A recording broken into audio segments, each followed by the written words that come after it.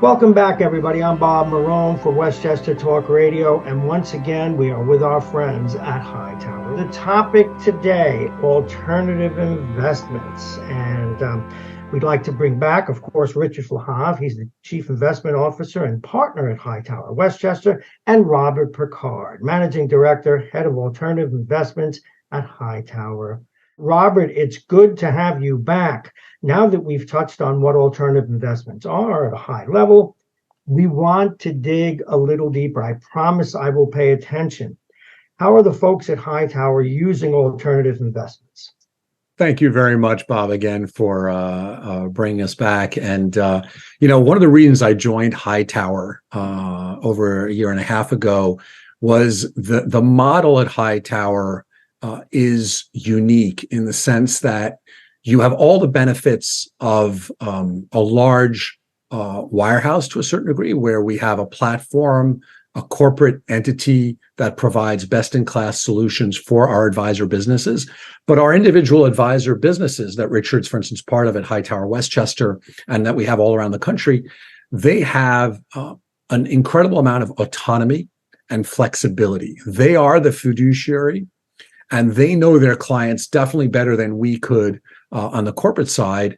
And ultimately, they have a meaningful amount of flexibility and autonomy to best serve and provide solutions for their clients. And I'm here really on the private market solutions team, where I work with Stephanie Link, to support those efforts to really service those clients.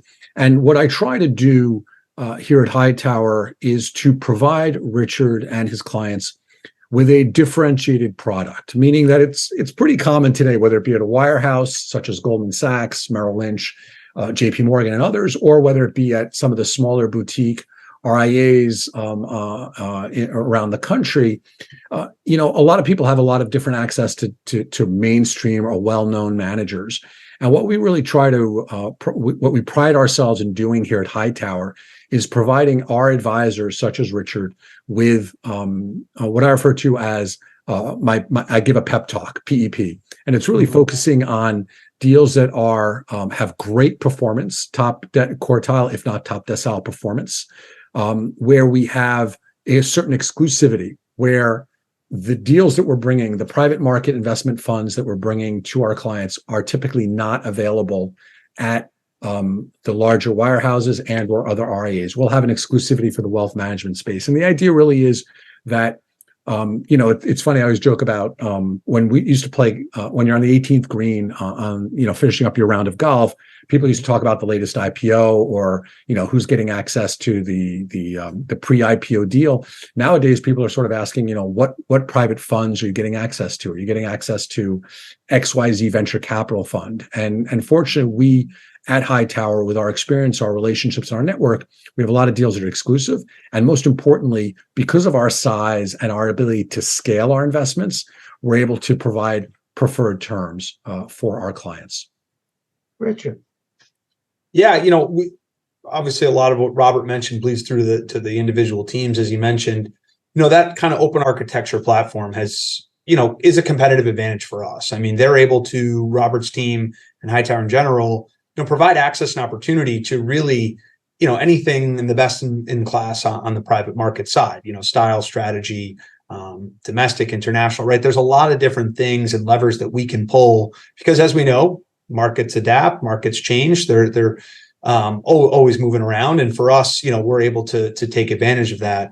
One thing I would add is, it's crazy, Bob, we've been doing this for so long, and, the beard makes me look a little older than I am, but I've been at Hightower for almost a decade now. And, the strength of the collective is something that not a lot of places can preach. And I jump on calls with Robert, his team. I'll jump on calls with several folks in my position across the country, and just sharing ideas of what they're interested in, what they're looking at.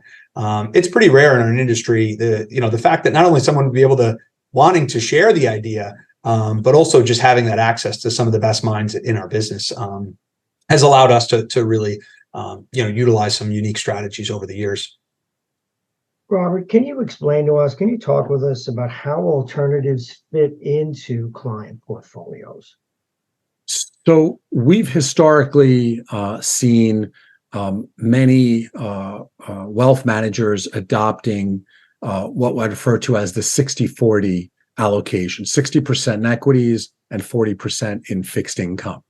And now what we're seeing is, and what we're encouraging is for clients to think more, migrate away from a 60-40 to more of a 50-30-20, meaning a 50% allocation to equities, 30% to fixed income, and then 20% to embrace private markets, because that provides more of a longer term view on the overall portfolio. I think part of our ecosystem, our economy often is too short term oriented. I think it's actually good to have clients have a longer term nature or a longer term focus in their portfolio. Provides better diversification. We now know that performance in private markets has been better over the past 3, 5, and 10-year periods. And again, just giving an example of the average endowment and the average billionaire having north of 50% allocated to private markets, the average individual investor has less than 5%. So we're really trying to bridge that gap and increase from 5% up to 10 or 20% into private markets to really complement and provide that extra kick in investment opportunity for high net worth investors. Richard? Yeah, I think, when we look back at the last, call it 15 years or so, really after the, GFC, public markets have obviously been strong, and it's not to say alts didn't have a place in client portfolios then, but I think when you fast forward to today and the types of markets we're in, it just makes a lot of sense. Markets have changed, rates have come up, growth within the economy is slowing, and I think when you can look to something as steady as private markets, that's ultimately where we start our conversation and our education around. Robert mentioned the breakdown within portfolios. I think for us, we need to understand the client and their financial plan first. Bob, we've talked about this several times, right? We always focus on that plan initially, and back into an allocation after the fact. So for us, starting with, their cash flow, their liquidity, we know where private markets fit. But I think ultimately it's breaking down the client, their needs and their portfolio, and what they're used to and what they're comfortable with. Okay. Now I need some information from both of you. What's in the pipeline? What's interesting? Let's look a little forward. What can we see coming at us in the future? So Bob, the way we look at it, I've alluded to it earlier, where private markets should simply be a complement to your public equity and public fixed income portfolio, which we already discussed to a certain degree are efficient and have a limited risk return dispersion. Those private market opportunities, we're really looking at long-term themes that are going to play out 3, 5, or 10 years from now.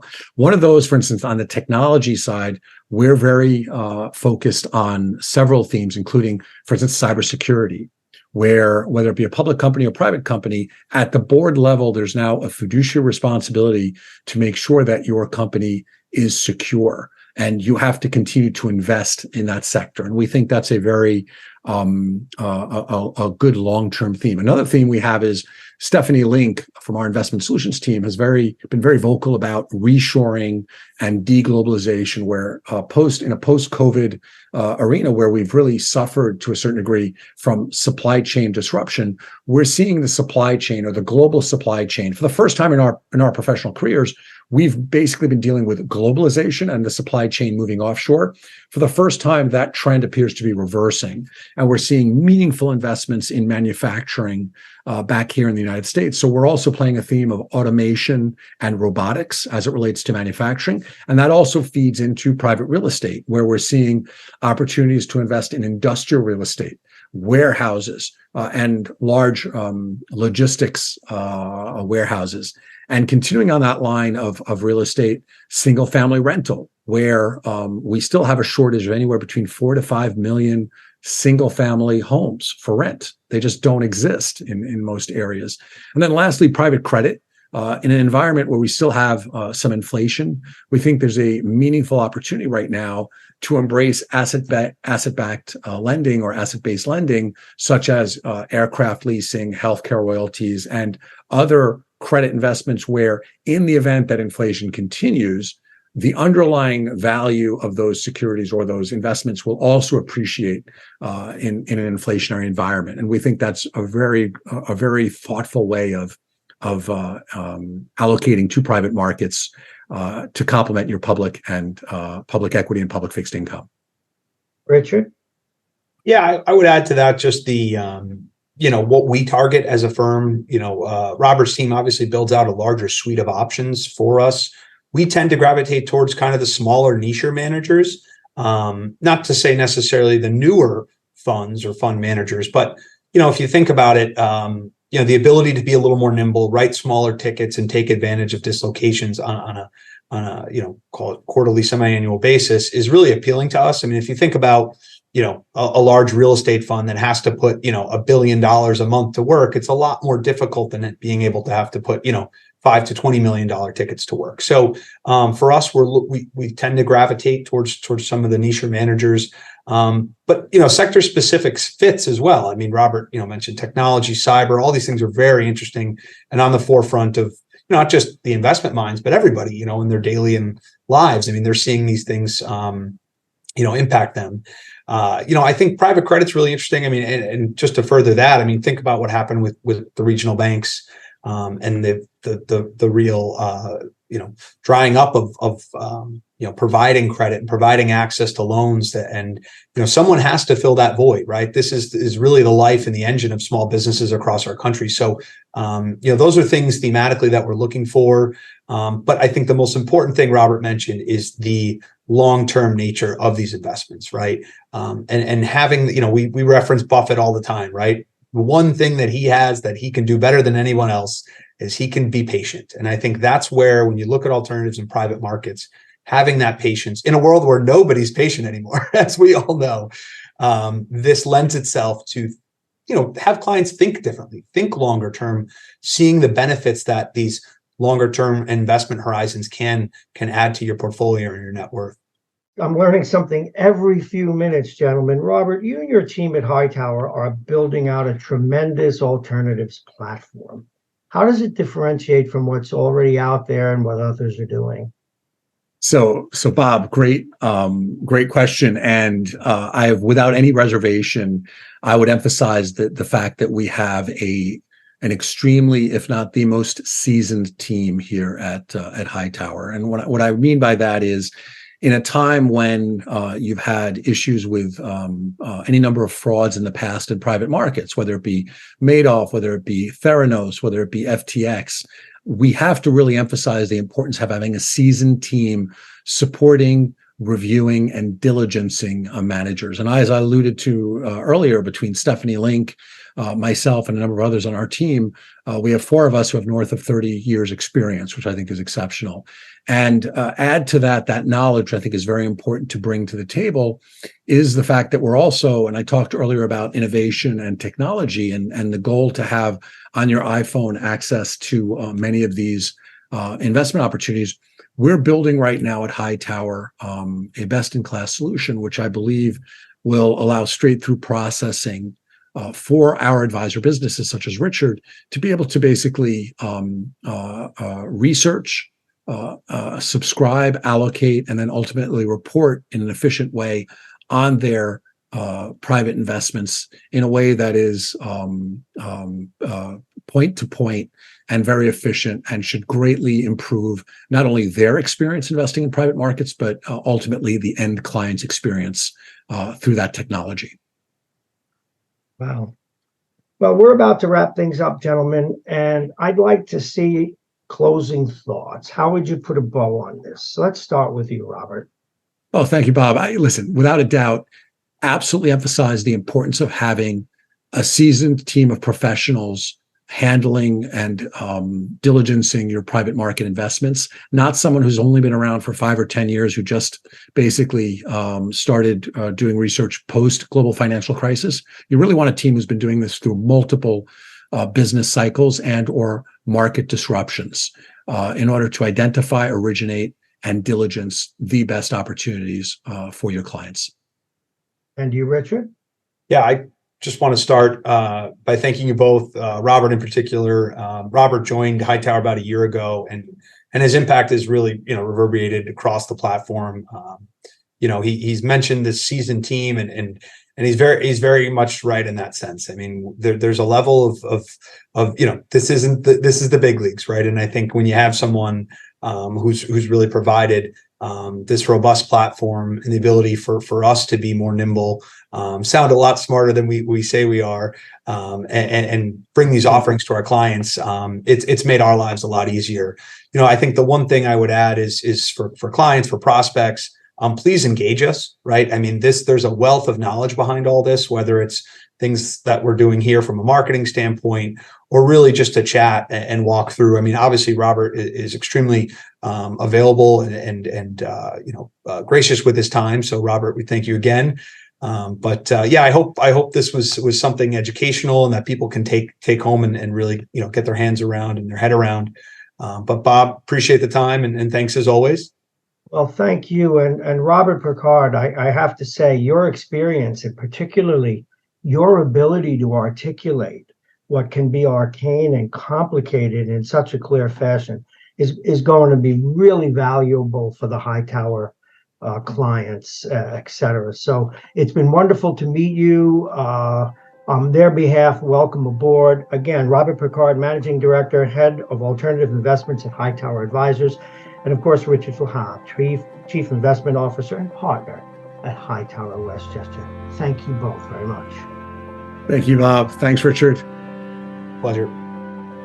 HighTower Westchester is a group of investment professionals registered with HighTower Securities, LLC, member FINRA and SIPC, and with HighTower Advisors, LLC, a registered investment advisor with the SEC. Securities are offered through HighTower Securities, LLC. Advisory services are offered through HighTower Advisors, LLC. This is not an offer to buy or sell securities. No investment process is free of risk, and there is no guarantee that the investment process or the investment opportunities referenced herein will be profitable. Past performance is not indicative of current or future performance and is not a guarantee. The investment opportunities referenced herein may not be suitable for all investors. All data and information referenced herein are from sources believed to be reliable. Any opinions, news, research, analyses, prices, or other information contained in this research is provided as a general market commentary. It does not constitute investment advice. Hightower Westchester and Hightower shall not in any way be liable for claims and make no expressed or implied representations or warranties as to the accuracy or completeness of the data and other information, or for statements or errors contained in or omissions from the obtained data and information referenced herein. The data and information are provided as of the date referenced. Such data and information are subject to change without notice. This podcast was created for informational purposes only. The opinions expressed are solely those of Hightower Westchester and do not represent those of Hightower Advisors, LLC, or any of its affiliates. Hightower Advisors do not provide tax or legal advice. This material was not intended or written to be used or presented to any entity as tax advice or tax information. Tax laws vary based on the client's individual circumstances and can change at any time without notice. Clients are urged to consult their tax or legal advisor before establishing a retirement plan.